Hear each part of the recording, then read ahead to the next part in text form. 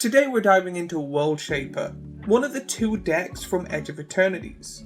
This set is about bending time, reshaping destiny, and giving us all new wild toys for the format. But does World Shaper live up to its name? Or is it just another precon that needs a heavy tune-up before it can hang out at the commander table? So let's break it down, go through the key cards, to figure out if this deck is worth the time or money.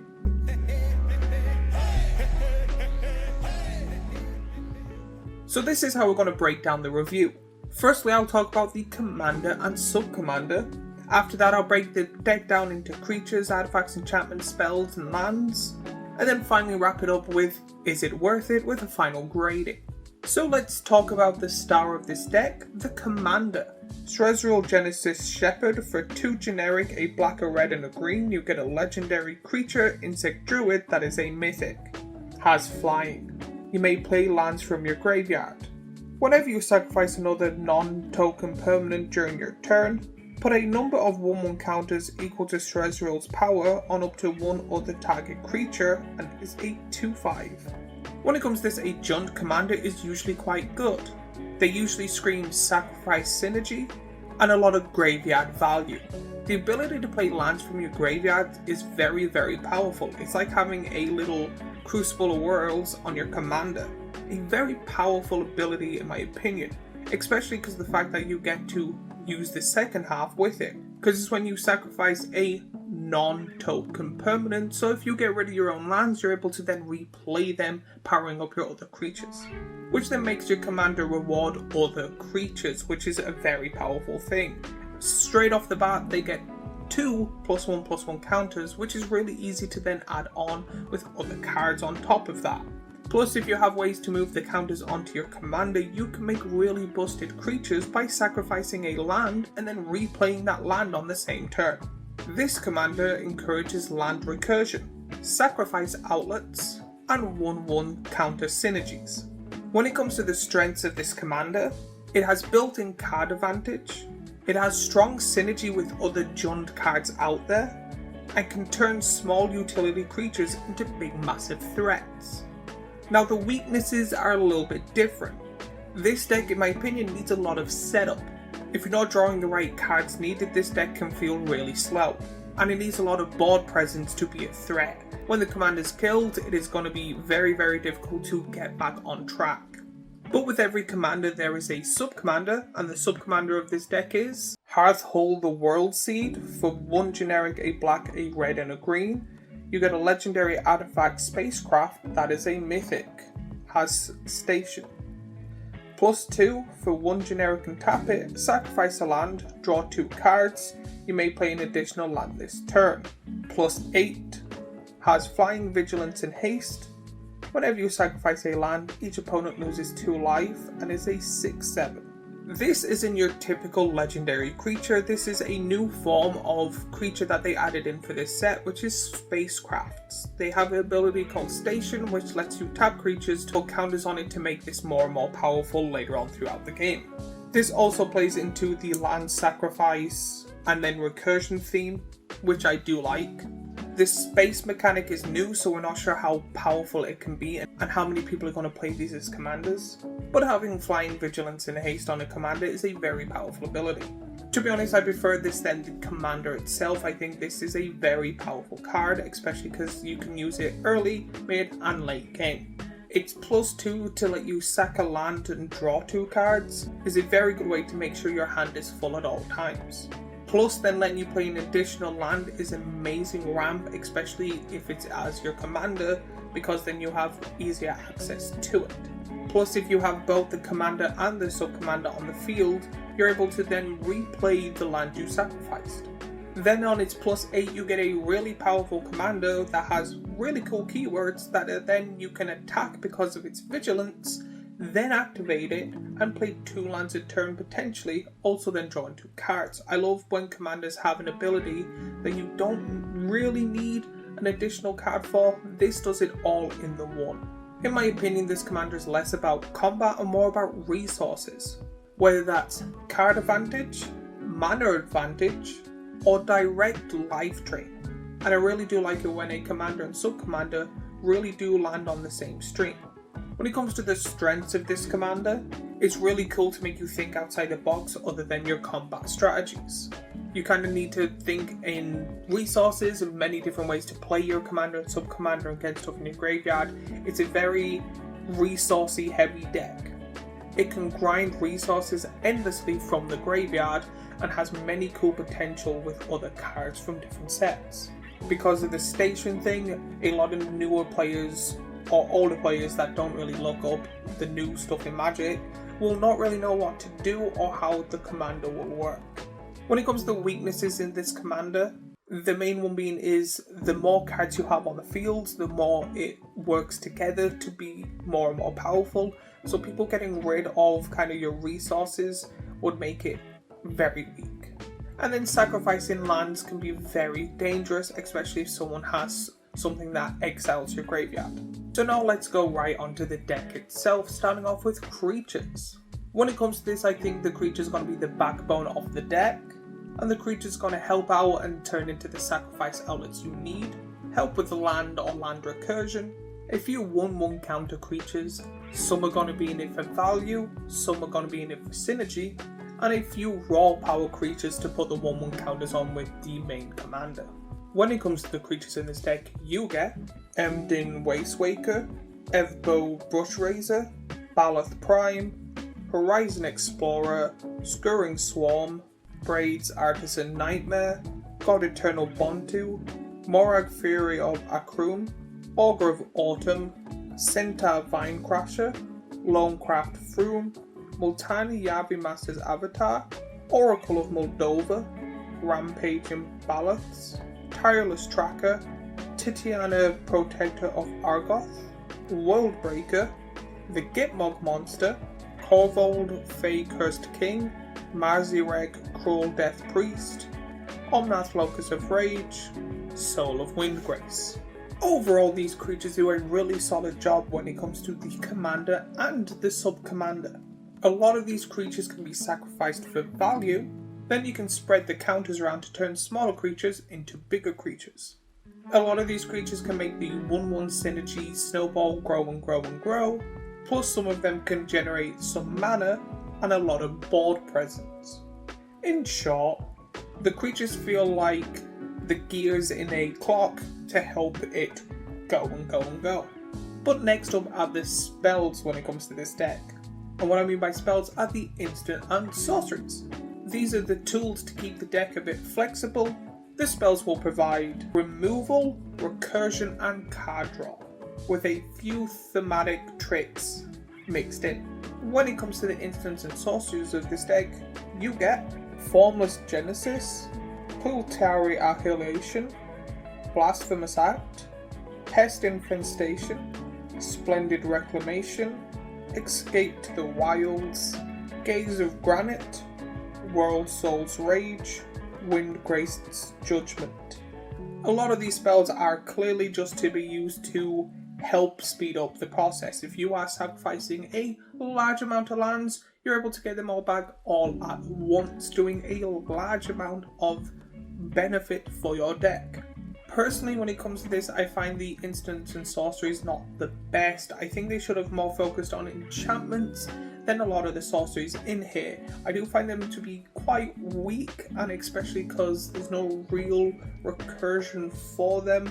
Pretty much, if you don't play them at the right time, you're kind of screwed. I do like the fact that they have put in a lot of land recursion cards, but there's a few cards in here that I'm like, why? And then Blasphemous Act is in it just as a generic board wipe. Overall, the spells feel more supportive and flashy, and they're not going to dominate the game. These are not the best in my opinion, and I just find that it was someone when I'm making a land recursion, I don't really know what to put in, and someone that's an okay to somewhat good player just threw in cards they knew from the top of their head. But now let's go on to the enchantments of the deck. When it comes to enchantments, they're usually long-term value engines when it comes to decks. They're kind of the hardest cards to get rid of and usually my favourite type of card to play. However, when it comes to this, there was a max total of 2. There wasn't many enchantments. So I do think they should have, especially with a deck like this, put in less instant and sorceries and put in more enchantments. And even the two they picked were mediocre to okay at best. If you don't know what they are Hammer of Prephoros, Binding of the Old Gods. This is a pretty small enchantment package, but the cards do what you want them to do for this deck. Hammer of Prephoros gives your creatures haste, which is huge when you're trying to put 1/1 counters on a creature. You want them to be able to attack that turn. But it also lets you sacrifice lands to then play a creature that you're able to put 1/1 counters on, which is what the commander kind of wants you to do. I just think playing creatures would be better than playing a token. And then Binding of the Old Gods is a weird card. It is pretty much just a removal card with a little bit of ramp and then giving your creatures death touch. So you kind of need to plan a game ender around this card, going, cool, I need to make sure that all my creatures have haste and are powerful by 3 turns. Because then after that, if you're attacking with a bunch of large creatures with 1/1 counters and death touch and haste, your opponents, if they survive, are then going to probably focus on you. But next up are the artifacts. When it comes to the artifacts, other than the generic ones, there's only one I want to talk about. But it really does direct into the card's theme. That artifact is Exploration Brood Ship. For a green, you get an artifact spacecraft that is a rare station. +3, you may play an additional land on each of your turns.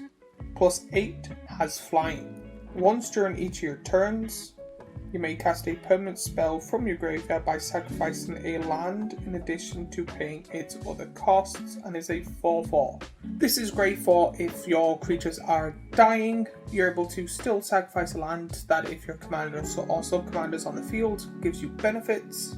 You're then, if you haven't done anything, be able to play an additional land. So again, with this, the commander and sub-commander, you're playing 3 lands a turn. And then if someone gets rid of an enchantment or a creature that you really like, you then get to sacrifice a land, replay that land if you haven't yet, and then be able to cast that creature, which is a very powerful ability in my opinion, other than somehow getting it out for free.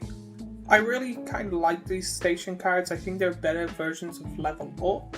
I really like this one because it gives you ramp by letting you play extra lands, which means more lands, more sacrificing, which means more additional benefits. This is more perfect in my opinion for the sub-commander over the commander, and I actually think this is probably a must for this deck, unless you build it in a different way. While the artifacts are kind of small when it comes to this deck, I do find that this is good enough for it to count as 2 or 3 rares that no one really cares for. And now on to the final section when it comes to the deck, the lands. Lands are very, very important in Commander, but when it comes to precons, they're usually somewhat good to meh. And since this deck is really focused on lands, I personally don't think they're going to put the best lands in here because it's a precon. Since both the Commander and Sub-Commander care about sacrificing lands, then replaying lands, you're probably going to want good lands in this deck. And the best way to get lands is by buying more packs. So because they can do the whole where you try and make precons fair, I think they're going to be putting a lesser, weaker version of lands in this deck to try and get you to get better lands yourself. But when it comes to lands that were somewhat interested, you get Minden Hatchery, Vernal Fen, Fable Passage, Cinder Glade, Smothering Marsh, Twilight Mire, Verdescent's Bog. I think when it comes to the lands, they mainly focus to make sure that you have the 3 colors needed, but not really powerful lands. There is not really many lands that you can have abilities on or sacrifice to bring them back, or lands with the sacrifice ability on them for you to be able to destroy target land or sacrifice target land. I think these will be good in this deck because if you're playing 2 or 3 lands a turn, having the ability to sack your own lands with other lands would be really good. But I'm kind of happy there's not many lands that enter tap, because if you are sacrificing your lands and replaying them, you kind of don't want the tapped ones because it's really cool to have the mana that you played on that card. When it comes to this, land is more as... When it comes to this deck, land is also kind of like fuel, so you kind of need as many as you can. Personally, I will be taking out a bunch of the instant and sorceries and putting in a little bit more enchantments, lands and artifacts. To be honest, as a precon, I find this to be a very cool and interesting deck that you don't really see. They usually go with the same kind of theme or theme-esque things. I'm kind of curious on building my own version of the Sub-Commander, so if you're interested in that, let me know and I'll do a deck tech. Overall, the lands are not that flashy. They're kind of more here to fix the colours needed for you to then put in the lands that would make this deck absolutely broken, which I'm kind of fine with for the people that just want to build this for fun. But now my overall thoughts and opinions of this deck. So after looking through everything, does World Shaper make a good precon? Honestly, I do think the Commander and Sub-Commander are both unique and fun and can be built in roughly the same but can have many different variations of it, which I do like. I usually like when a Commander and Sub-Commander have somewhat of the same theme, that you can switch them out whenever you want and still play the deck. Where a fair few Commander decks now, rather you have to build it one way or another, and they're quite hard with the precon itself to make one good and then the other not so good. There's a few cards I would instantly add in if I had this precon, like Hardened Scales, a fair few of the lands that you can sacrifice to play an additional land, kind of like Fable Passage is the strongest version of it, but cards like that. And if I was hard focusing on the Sub-Commander, I would probably put in the damage doublers and triplers, or whenever cards go to the graveyard, you lose more and more life. Mainly because since it's also a red card, the damage double and tripling I think works on that, so someone will be taking 4 or 6 damage each turn. I do think overall that this is quite a good deck. I would probably give it a 7.8 out of 10. It does need a fair bit of setup, so there's a lot of ways to make it that you're pretty much not doing anything when it comes to the game if people know what your deck does and know which cards to hit. Feels like you're either going to win with a giant massive bomb or you're just going to throw a pillow at your opponent. But overall, let me know what you think of this deck in the comments down below. If there's any cards you would put in, let me know. If you've built one on Moxfield or anything like that, link it down below. I would love to see your deck. If you enjoy me and what I do, I have a small little Etsy shop where I make t-shirts and hoodies in multiple colours and sizes for people to enjoy. So if you want to help out the channel, buy yourself something nice, like, subscribe and watch more of my content. And as always, if you like this, I have more Magic the Gathering Is It Worth It videos here, a playlist of all the Is It Worth It Magic the Gathering stuff I make here, and a subscribe button here, and I shall see you all in the next video.